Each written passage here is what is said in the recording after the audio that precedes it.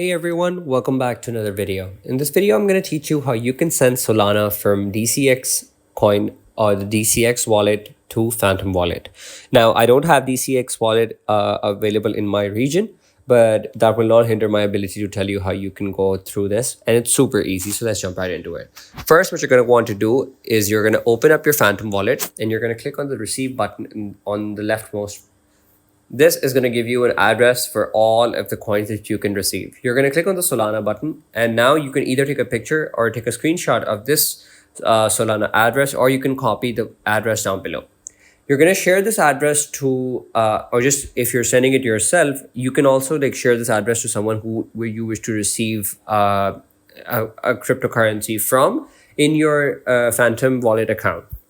But let's say in our case, we're sending crypto from our own DCX account. So what you're going to do is after you've copied the Solana address, I'm going to teach you how to do this on the Phantom wallet. But just remember that you have to do this on the DCX wallet and send it to your Solana wallet. It's going to have a same sort of layout such as this. So what we're going to do is we're going to put in the wallet address, and after putting in the wallet address, you're going to put in the wallet network. And after putting in the wallet network, it's going to ask the amount that you wish to send. When you enter the amount that you wish to send, it's going to give you a gas fee or price and the final amount that will be sent. You will just have to approve that transaction. Once you've approved that transaction and you click on send, that crypto will instantly be sent to your Phantom wallet. And that's how you can send crypto or Solana specifically from your DCX wallet to your Phantom wallet. Thank you for watching.